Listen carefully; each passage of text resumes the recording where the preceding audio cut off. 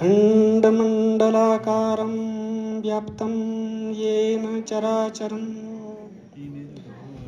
तत्पदं दर्शितं येन तस्मै श्रीगुरुवे नमः। ध्यानमूलं गुरुर्मूर्तिः, पूजामूलं गुरुर्पद्मो, मन्त्रमूलं गुरुर्वाक्यं, मोक्षमूलं गुरुर्कृपा, मोक्षमूलं गुरुर्कृपा, मोक्षमूलं गुरुर्कृपा।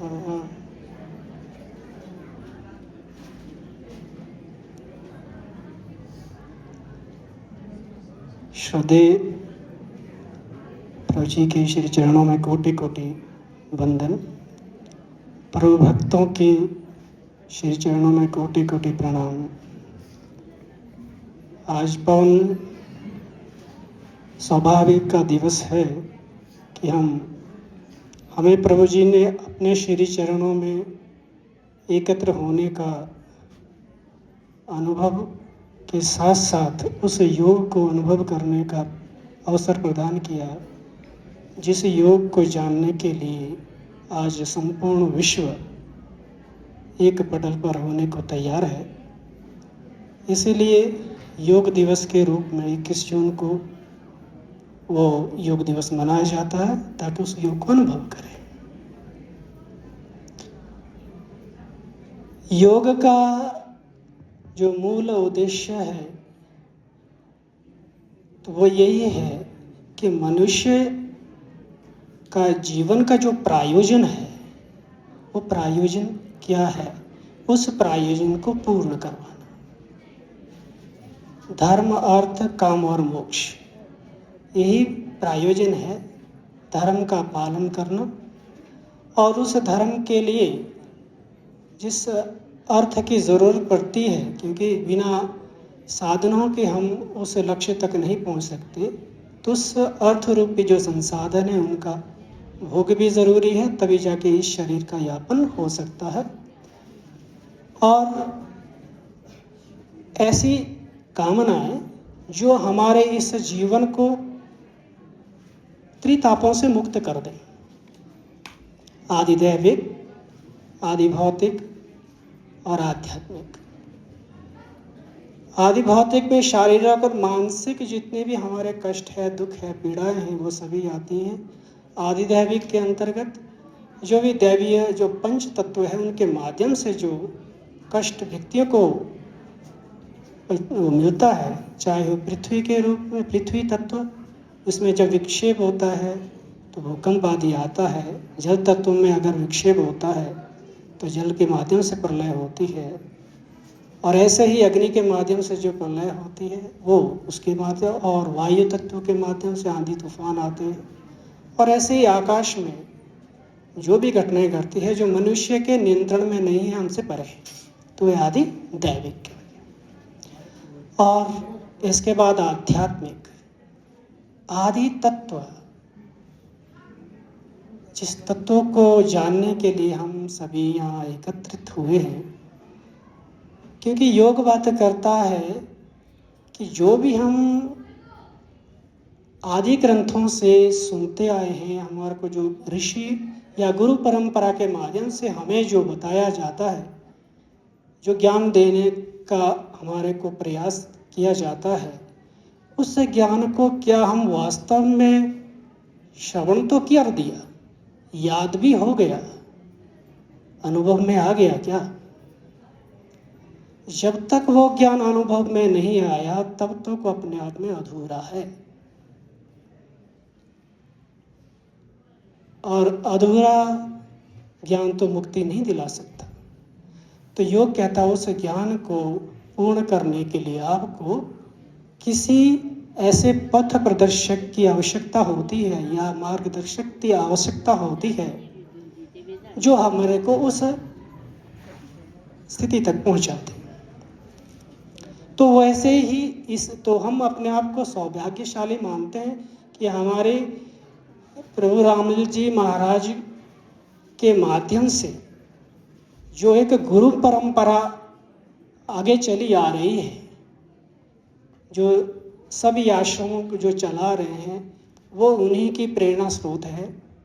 यहाँ पर ठाकुर साहब है, ऋषि तुल्य शास्त्री जी है, हमारे विद्वज्जन है, ये सब उसी कार्य को आगे बढ़ा रहे हैं और हम सब उनके माध्यम से क्या कर रहे हैं, उसको अनुभव करने का प्रयास कर रहे हैं।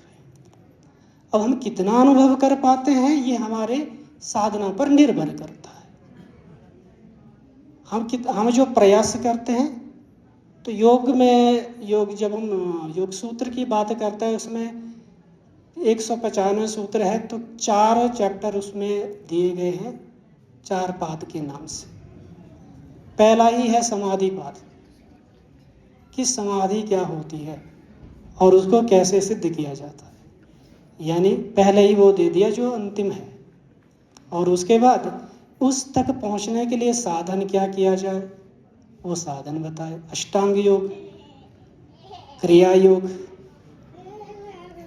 और उसके बाद उन साधनों के माध्यम से किन किन शक्तियों का, किन किन जो आप साधन करते हैं, जो आपके कुशलता जो बनती है, एकाग्र होती है, यानी जिनका नाम दिया विभूतियाँ, वो विभूतियों की सिद्धि हो जाए। यह विभूतियाँ आपको मिलती है और वही विभूतियाँ जब भी कोई आप किसी कार्य को करते हैं उसमें कुशलता दक्षता आपको मिलती है, आप उस कार्य क्षेत्र के एक्सपर्ट होते हैं, तो वही आपको बंधन का कारण भी बनती है। यहीं पर धैर्य रखने की जरूरत है, क्योंकि वही आपको उसमें बांधेगी प्रलोभन में। क्योंकि हमारा उद्देश्य क्या है, इस संसार में बंधना नहीं है ना। हमारा उद्देश्य क्या, इस संसार के लेकिन जीना तो इस संसार में ही है, ऐसा नहीं है क्योंकि यहाँ पर जो कुछ भी है वो सभी ईश्वर तुल्य ही है, ब्रह्म का ही स्वरूप है। इसीलिए ईशावास्य उपनिषद में ऋषि कहता है, ईशावास्यमिदं सर्वं यत्किंचन जगत्यां जगत् तेन तक्तेन भुंजिता मागृधा कस्विद्धनम्। यहाँ सब क्या है, ईश्वर का ही है। चाहे जो भी है, चाहे कंकर पत्थर कुछ भी है, चाहे वनस्पति है, सब ईश्वर तुल्य ही है। हम सब मनुष्य के उसी ईश्वर का वास है। हमने अभी 3 दिन से यहाँ ये सत्संग चल रहा है, यही तो सुनने का प्रयास सुना, तो अब हो सकता है आप और हाँ किसी को अनुभव भी हुआ हो। क्योंकि समाधि की जो साधना है वो बड़े पुण्य कर्मों से या पूर्व जन्म में हमने जो साधना की है, जब थोड़ा सा साधना का अभ्यास रह जाता है तो शरीर साथ नहीं देता, शरीर छोड़ देता है।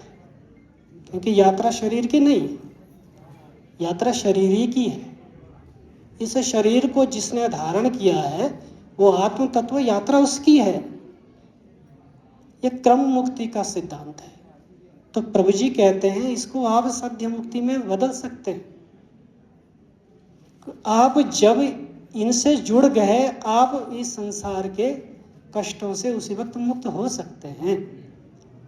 तो इसका एक ही उपाय है, भक्ति भाव। चाहे हम कर्मयोग की साधना करें या ज्ञान योग की साधना करें, चाहे तंत्र योग की या मंत्र योग की, तो वो क्या है, वो सभी साधनाएं हैं मन को एकाग्र करने की। मन जब एकाग्र हो गया, बस तब वो मन, क्योंकि हमने मन को एकाग्र करना सीखना है, उसी का जब समाधि के लिए एक बात पता है कि अभ्यास और वैराग्य से यह सिद्ध होती है। तो अभ्यास क्या किसका है, उस मन को एकाग्र करने का अभ्यास। वो कब एकाग्र होगा, क्योंकि हम केवल प्रयास कर सकते हैं। हम ये नहीं कि आज अपने ये कर दिया कि इसका परिणाम रिजल्ट तो हमें कुछ मिला ही नहीं। तो गीता में इसीलिए कहा है, कर्मण्येवाधिकारस्ते मा फलेषु कदाचन मा कर्म फलेतु विपूर्मा मा ते संगो अस्ति कर्मणि, कि हमारा तो केवल कर्म करने पर अपना ध्यान रखना है। अपना कर्तव्य क्या, हमको कर्म करना है, उसका फल क्या आएगा वो नहीं करना, वो नहीं ध्यान में रखना। इसी को निष्काम कर्म योग कहा।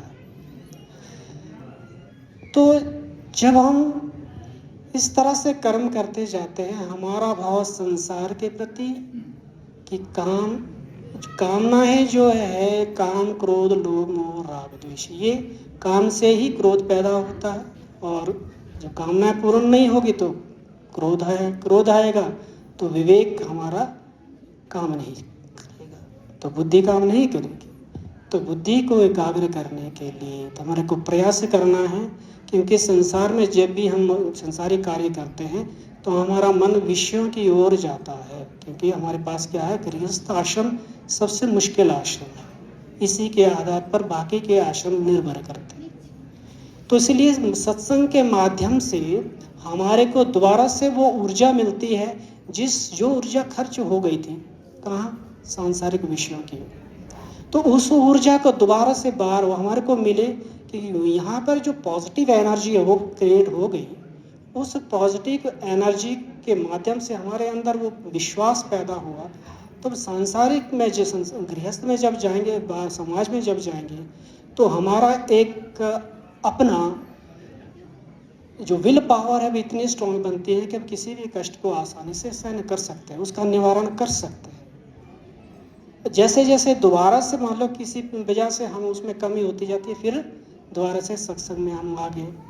तो जैसे अभी कहा कि 365 दिन होते हैं, मगर यहाँ सत्संग शायद 500 से ज़्यादा होते हैं। शायद गुरु जी ने यही सोचकर इन सत्संगों की व्यवस्था की है कि हर घर में सत्संग, एक आश्रम होना चाहिए, और उस आश्रम में जब आप सत्संग करेंगे वो एनर्जी आपको हमेशा गुरु के माध्यम से मिलेगी कि जिसकी हमें को ज़रूरत होती है। तो जैसे ही मन बाहरी विषयों से हटकर ईश्वर के साथ जुड़ता है, तो हमारी मन में जो नेगेटिव जो विचारधारा है वो उसको उसी वक्त दूर हो जाती है।